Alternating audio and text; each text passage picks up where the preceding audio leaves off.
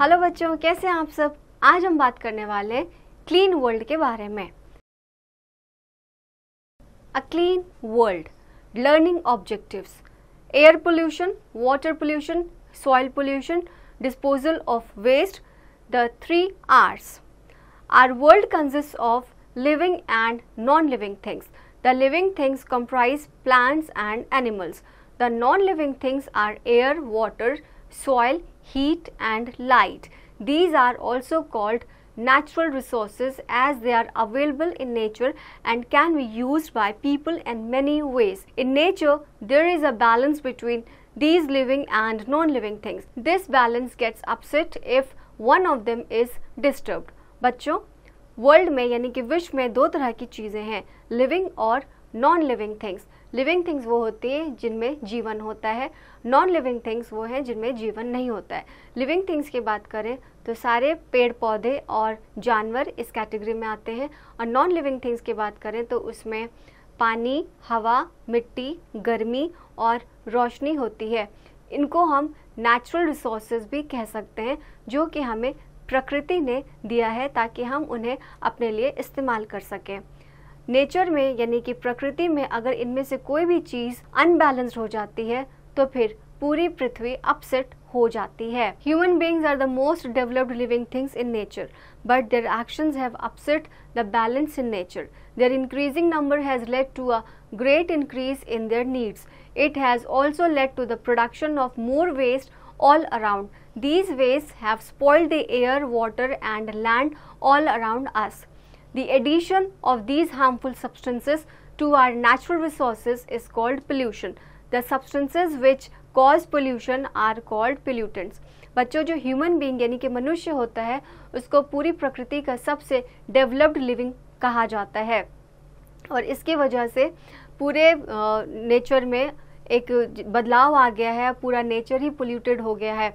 और इस वजह से क्योंकि मनुष्य अपनी ज़रूरतों के हिसाब से तरह तरह के प्रोडक्ट्स बनाता है, प्रोडक्शन होता है। जब प्रोडक्शन होता है तो साथ ही साथ उसका वेस्ट मटेरियल भी निकलता है, और ये वेस्ट मटेरियल जब हवा से, पानी से या फिर लैंड से जब मिक्स होता है तो उसके बाद पोल्यूशन पैदा होता है। यानी कि जब नेचुरल रिसोर्सेज में कुछ चीज़, कोई जहरीली चीज़ मिलने लगे तो उसको पोल्यूशन कहते हैं, और जो वो सब्सटेंस जो मिलता है उसको हम पोल्यूटेंट्स कहते हैं। सबसे पहले बात करते हैं air pollution. Air pollution refers to any physical, chemical or biological changes in the air. It is the contamination of air by harmful gases, dust and smoke which affects plants, animals and human drastically. Air pollution वो होता है जब हवा में हम किसी तरह का फिजिकल, केमिकल या फिर बायोलॉजिकल बदलाव देखते हैं जिसकी वजह से हवा जहरीली होने लगती है, और जो कि मनुष्यों को, पेड़ पौधों को बहुत ज़्यादा नुकसान पहुंचाती है। ऐसे को हम एयर पोल्यूशन कहते हैं। कॉजेज ऑफ एयर पोल्यूशन, अब जानते हैं इनके क्या क्या कारण हैं। As the number of vehicles and industrial units increase, air pollution increase. This is because of burning of fuels like coal, petrol or diesel in vehicles and factories. The smoke from these vehicles and factories is released into the air, making it dirty and unfit for breathing. Air pollution जो है उसका कारण है human beings ने बहुत सारी industrial units लगा ली है, बहुत सारे व्हीकल का इस्तेमाल करता है। तो जब इन इंडस्ट्रियल यूनिट्स में से कोयला जलता है या फिर जब हम व्हीकल यूज़ करते तो पेट्रोल और डीजल का जो इस्तेमाल होता है उसकी वजह से स्मोक निकलता है, और ये स्मोक हवा में मिल जाता है और हवा को प्रदूषित करता है, जिसकी वजह से हमें सांस लेने में भी दिक्कत होती है। Gases like carbon dioxide and methane from industrial units also mix with the air and polluted. Factory से यानी जो इंडस्ट्रियल यूनिट्स लगती हैं वहाँ से गैसेस निकलती हैं, बहुत ही ख़तरनाक गैसेस होती हैं जैसे कि कार्बन डाइऑक्साइड और मीथेन। ये गैसेस जब हवा में मिल जाती हैं तो उसको जहरीली बना देती हैं। Keep the air clean, be an environmental cop and lower air pollution. To do so follow these environment saving tips. हमें जो है अपनी पृथ्वी के लिए जिम्मेदार होने की ज़रूरत है और हमें पोल्यूशन को, खासकर एयर पोल्यूशन को रोकने की ज़रूरत है। अगर हम इनकी ये कुछ चीज़ों को फॉलो करेंगे तो एयर पोल्यूशन कम किया जा सकता है। आइए जानते हैं क्या है वो tips. Walk short distance, do not use car. जब आप कोई छोटे डिस्टेंस पे जा रहे होते हैं, अगर जहाँ पे दूरियाँ कम होती हैं तो वहाँ पर कार का इस्तेमाल ना करें बल्कि आप पैदल चलें। Switch off car engine at the red light. Red light जब होती है तो वहाँ पर कार के इंजन को बंद कर दें। Use a public transport. Public transport का इस्तेमाल करने की कोशिश कीजिए। Use a car pool to go to school. School जाने के लिए कार पूल का इस्तेमाल कीजिए। Use a cycle to travel short distances. Short distances को आप साइकिल से कवर कर सकते हैं। Plant more trees. ज़्यादा से ज़्यादा कोशिश कीजिए कि आप पेड़ लगाएं। Infobit. Polluted air causes breathing problems like asthma and bronchitis. जो एयर प्रदूषित होती हैं उनकी वजह से सांस लेने में दिक्कतें होती हैं और एस्थमा और ब्रोंकाइटिस सांस से जुड़ी हुई बीमारियां हैं। Water pollution. अब बात करते हैं वाटर पोल्यूशन की। Water pollution is the release of substances into bodies of water that makes unsafe for human use and disrupts aquatic ecosystem. Water pollution वो होता है जब रिलीज किए हुए सब्सटेंसेस पानी में मिल जाते हैं तो पानी प्रदूषित हो जाता है, जो कि पीने के लिए बहुत ज़्यादा नुकसानदेह होता है और ह्यूमन बॉडी को और जानवरों को नुकसान पहुंचाता है, जिसके चलते इकोसिस्टम अनबैलेंस्ड होने लगता है। Causes of water pollution. अब जानेंगे वाटर पोल्यूशन के क्या क्या कारण हैं।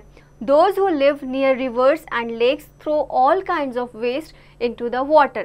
Many people wash clothes and utensils in river water and pollute it. Drains from towns and cities carry dirty water mixed with soap, detergent and chemicals and release all these into rivers, lakes or seas. Some amount of fertilizers and chemicals from agricultural field also pollute the water. Many harmful microorganisms grow in polluted water and cause diseases such as diarrhea and typhoid. When fertilizer and chemicals reach the water, they harm aquatic life and kills fishes and other waste animals. बच्चों, river में बहुत लोग गंदे कपड़े धोते हैं, गंदे बर्तन धोते हैं, जिसकी वजह से उसमें पोल्यूशन फैल जाता है। नाली का निकला हुआ पानी, खासकर अगर शहरों की बात करें तो नाली से निकला हुआ पानी जिसमें कि साबुन होता है, डिटर्जेंट होता है और तरह तरह के केमिकल्स होते हैं, वो लास्ट में जा कर के रिवर्स में यानी नदियों में, लेक्स में और समुद्र में मिक्स हो जाते हैं। कभी कभी फर्टिलाइजर्स और केमिकल्स भी एग्रीकल्चरल फील्ड से निकल के उसमें मिक्स हो जाते हैं, जिसकी वजह से पानी प्रदूषित हो जाता है। जब ये इस पानी में बहुत सारे माइक्रो ऑर्गेनिजम्स पोल्यूटेड वाटर में पैदा हो जाते हैं, जिसके चलते कई सारी हमें बीमारियां होती, वाटर बोर्न डिजीजेज होती, जैसे डायरिया और टाइफाइड। जब फर्टिलाइज़र और केमिकल्स पानी में पहुंचते हैं, पानी को ख़राब करते हैं, तो उसकी वजह से पानी में रहने वाली मछलियां मर जाती हैं, पानी के में रहने वाले बहुत से जानवर मर जाते हैं, जिसकी वजह से अर्थ में अनबैलेंस आने लगता है। Water bodies are polluted in 4 main ways: sewage, industrial waste, garbage, agricultural chemicals. Water pollution जो है सीवेज की वजह से, इंडस्ट्रियल वेस्ट की वजह से, गार्बेज की वजह से और एग्रीकल्चरल केमिकल्स की वजह से पानी प्रदूषित होता है। सबसे पहले बात करेंगे सेव वाटर की, यानी कि पानी को हम कैसे संरक्षित करें। We can save water by following these simple steps. Repair dripping taps. Do not leave the tap open while brushing your teeth. पानी को हम कैसे बचा सकते हैं, तो सबसे पहले जो अगर नल आपका चू रहा है, बह रहा है, तो वहाँ पर टेप्स लगाएं, उसको रिपेयर करने की कोशिश करें। जिस समय आप ब्रश कर रहे होते हैं तो उस समय नल को खुला ना छोड़ें। Use water from a bucket to take bath. नहाने के लिए पानी जो है बाल्टी में भर करके इस्तेमाल करें। Wash your car with a bucket of water and not with hose pipe. जब आप अपनी गाड़ियों को धोते हैं तो बाल्टी में रखे हुए पानी का इस्तेमाल करें, ना कि उसे पाइप से धोएं। Reuse kitchen water for watering the water plants. Kitchen से जो पानी निकलता है वो आप इस्तेमाल कर सकते हैं पेड़ों में डालने के लिए। Soil pollution. अब बात करेंगे सॉइल पोल्यूशन की। Soil pollution is when there are changes in soil caused by the adding और डंपिंग ऑफ पोल्यूशन। जब सॉइल के अंदर यानी कि मिट्टी के अंदर जब बहुत सारे जहरीले सब्सटेंस मिला दिए जाते हैं तो सॉइल पोल्यूशन होने लगता है। Causes of soil pollution. अब जानते हैं इसके कारण क्या है। Anything that is left over and not used is thrown as waste.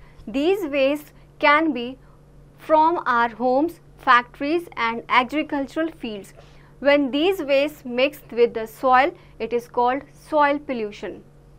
Soil pollution वो होता है जब जो भी बचा कुचा वेस्ट मटेरियल होता है वो जब जो कि घर से निकलता है, फैक्ट्री से निकलता है या फिर एग्रीकल्चरल फील्ड से ये वेस्ट निकलते हैं और वो जब मिट्टी में मिक्स हो जाते हैं तो उसकी वजह से मिट्टी प्रदूषित हो जाती है और इसको हम कहते हैं सॉइल पोल्यूशन।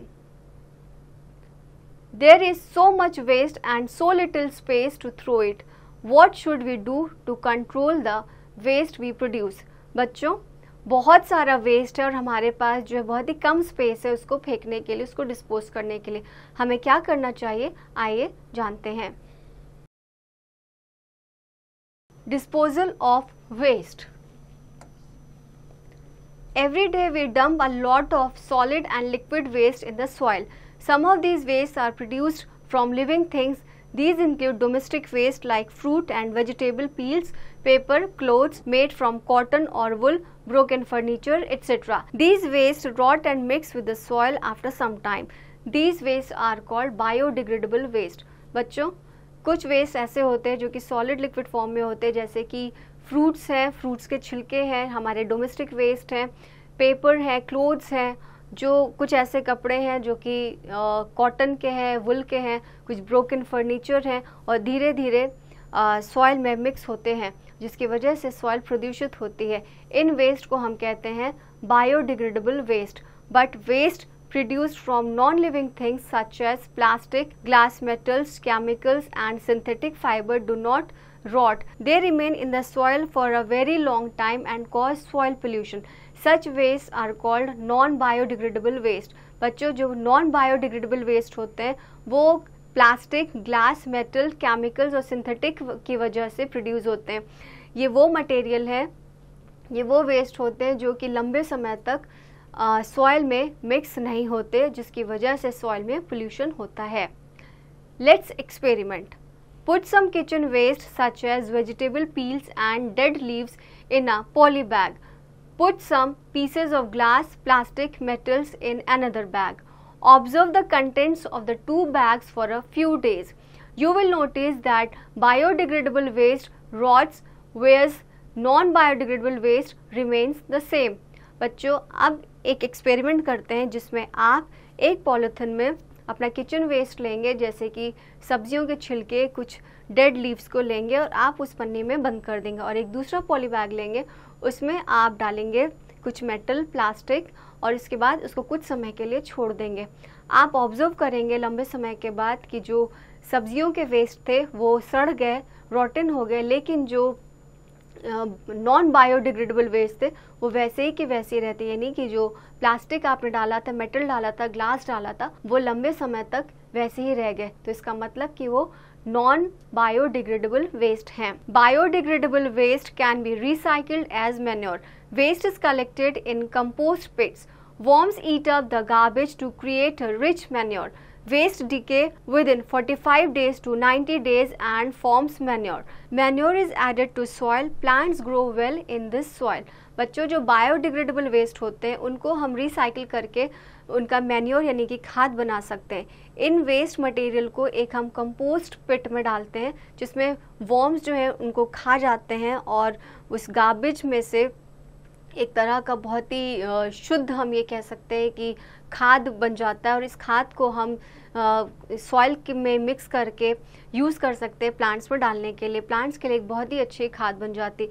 ये इस वेस्ट को डिके होने में यानी कि सड़ने में 45 से 90 दिन लगते हैं और उसके बाद एक बहुत ही अच्छी और शुद्ध खाद आपको मिलती है जो कि नेचुरल होती, जिसमें कोई केमिकल नहीं होते। Non biodegradable waste can also be recycled. In a recycling the waste is treated so that can be reused. For example, newspapers are recycled to make newspaper, plastic is recycled to make cheap buckets, mugs and toys, and glass is recycled to make new glass objects. Metals and rubber are also recycled. अब बात करते हैं non biodegradable waste की, उनको भी हम recycle कर सकते हैं, जैसे कि न्यूज़पेपर को रिसाइकिल करके दोबारा से न्यूज़पेपर उसका बन सकता है। प्लास्टिक को हम रिसाइकिल करके सस्ते मग्स और बाल्टी या फिर बच्चों के खिलौने बना सकते हैं। ग्लासेस को हम रीयूज़ करके यानी कि रिसाइकिल करके ग्लास ऑब्जेक्ट्स दोबारा से बना सकते हैं। मेटल्स और रबर का भी रिसाइकलिंग में काफ़ी इस्तेमाल होता है।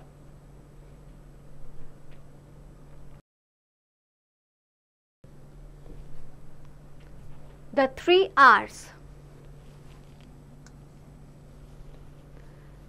The 3 R's that we must adopt to reduce the pollution are reduce, reuse and recycle. अब जानते हैं 3 R's क्या होते हैं। ये 3 R's होते हैं reduce, reuse और recycle। अगर हम इनको adopt करें तो हम हर तरह के pollution को ख़त्म कर सकते हैं। Reduce, we must buy only those things that we need can use. When we buy too much money, फिर चलो Action. Reduce, we must buy only those things that we need and can use. When we buy too much vegetables, some of them might rot and increase the amount of garbage. Here are some ways to reduce waste. बच्चों, अगर हम बहुत ज़्यादा सामान use करेंगे तो उस बहुत ज़्यादा हाई चांसेस है कि गार्बेज घर में इकट्ठा होगा।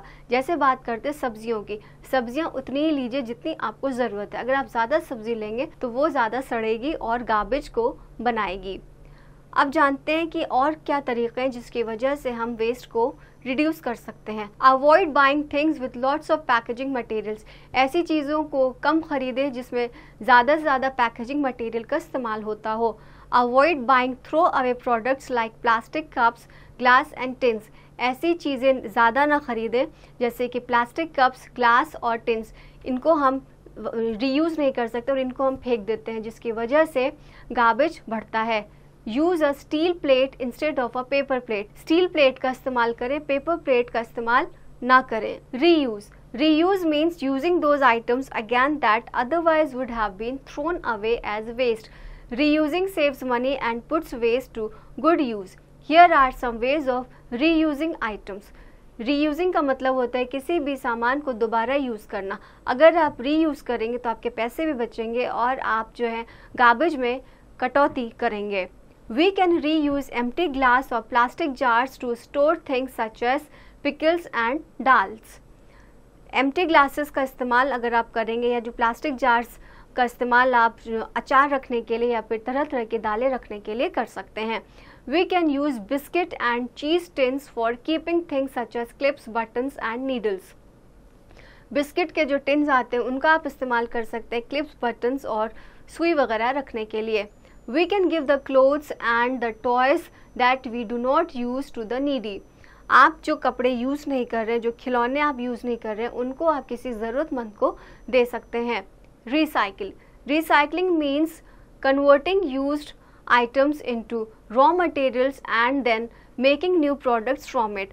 For example, used papers of notebooks can be converted into new recycled paper. We can use these new products again. By following the golden rules of 3 R's, we can save lot of money, natural resources and the environment. अब बात करते हैं recycle. Recycle का मतलब होता है जो हम प्रोडक्ट यूज़ कर चुके हैं, जो मटेरियल्स हम यूज़ कर चुके हैं, उनको हम रिसाइकिल करके नए प्रोडक्ट्स बनाते हैं। जैसे कि इस्तेमाल किए हुए पेपर्स और नोटबुक्स वो दोबारा से कन्वर्ट होकर रिसाइकिल पेपर बन जाते हैं। इन तीनों आर्ट्स का इस्तेमाल करके आप खूब सारा पैसा बचा सकते हैं और नेचुरल रिसोर्सेज और एनवायरनमेंट को भी सुरक्षित रख सकते हैं। Smart ideas. You can do your best to save the environment. Some simple ways are: use LEDs instead of light bulbs in your home. LEDs used up less power and thus reduce wastage of energy. आप अपने घर में bulb की जगह LED का इस्तेमाल कीजिए। LED से आप जो है कम से कम इलेक्ट्रिसिटी खर्च करेंगे। Collect the waste RO filter water to water plants or use it to flush the toilet. RO से निकले हुए पानी को आप पेड़ में डाल सकते हैं या फिर आप अपने टॉयलेट में फ्लश करने के लिए यूज़ कर सकते हैं। कैरी क्लॉथ और jute bag when you go for shopping, avoid using poly bags. जब आप शॉपिंग करने के लिए जाते हैं तो आप क्लॉथ या फिर जूट बैग का इस्तेमाल कर सकते हैं, इससे आप पॉलीथीन के इस्तेमाल को कम कर सकेंगे। Make compost from kitchen waste, for this dig a pit in the garden, put the kitchen waste. आप जो आपका किचन से वेस्ट निकलता है उसका आप कंपोस्ट बना सकते हैं। कंपोस्ट बनाने के लिए आप अपने गार्डन में गड्ढा खोदिए और उसमें किचन के वेस्ट को डाल दीजिए और इससे कंपोस्ट बन जाएगा। Till it is nearly full, water lightly and cover with dry leaves. Water periodically. You will have great natural fertilizer within a few months. Spread it around your plants. बच्चों, जो kitchen से जो waste निकलता है उसको आप एक गड्ढे में डालिए और उसमें कुछ सूखे पत्ते डाल दीजिए और कभी कभी उसमें पानी डाल दीजिए। आप देखेंगे कुछ ही महीनों में बहुत ही नेचुरल फर्टिलाइज़र बन के तैयार हो जाएगा। इन नेचुरल फर्टिलाइज़र को आप अपने गार्डन में इस्तेमाल कर सकते हैं पेड़ों में डालने के लिए। Install solar heaters and solar light in your home and save on electricity bill. आप अपने यहाँ पे सोलर हीटर्स और सोलर लाइट्स को इंस्टॉल कर सकते हैं जिससे आपका बिजली का बिल बचेगा। Terms to remember: natural resources, materials that are found in nature and are used by people in many ways. Natural resources वो होते हैं जो कि नेचर ने हमें दिया हुआ है और उसको हम इस्तेमाल करते हैं। Pollution, addiction of harmful Action. Natural resources, materials that are found in nature are used by people in many ways. Natural resources वो होते हैं जो कि नेचर की तरफ से हमें मटेरियल्स कुछ मिले हुए हैं जिनको हम अपने लिए इस्तेमाल कर सकते हैं। Pollution, addition of harmful substances into the environment. Pollution का मतलब होता है हार्मफुल चीज़ों को जब हम एनवायरनमेंट में मिला देते हैं तो उससे पोल्यूशन फैलता है। Pollutants, harmful substances causing pollution, वो सब्सटेंसेस जिसकी वजह से प्रदूषण फैलता है। Biodegradable, waste from natural substances that breaks down और डिके क्विकली। बायोडिग्रेडेबल वेस्ट वो होते हैं जो कि नेचुरल सब्सटेंसेस होते हैं और वो धीरे धीरे सड़ने लगते हैं और बहुत जल्दी डिके हो जाते हैं। Non biodegradable, waste that does not decay quickly, वो वेस्ट जो कि डिके यानी कि सड़ते नहीं हैं। Now I know our environment is made up of living and non living things. हमारा एनवायरनमेंट लिविंग और नॉन लिविंग थिंग्स से बना हुआ है। It is home to different plants and animals. तरह तरह के प्लांट्स और एनिमल्स के लिए ये घर है। Man pollutes air, water and soil. मनुष्य जो है पानी, हवा और मिट्टी को पोल्यूट यानी कि प्रदूषित करता है। Plant more trees to save the environment. Environment को सेव करने के लिए हमें ढेर सारे पेड़ पौधे लगाने की ज़रूरत है। यूज़ बायोडिग्रेडेबल मटेरियल्स, जो मटेरियल्स बायोडिग्रेडेबल हो उनका आप इस्तेमाल करें। Reduce, reuse and recycle all goods. जो भी आप प्रोडक्ट यूज़ करते हैं उनको आप रिड्यूस, रीयूज़ और रिसाइकिल करने की कोशिश कीजिए। तो बच्चों, आई होप कि आपको ये चैप्टर अच्छी तरह से समझ में आ गया होगा। इसकी प्रैक्टिस अब आप खुद से करेंगे।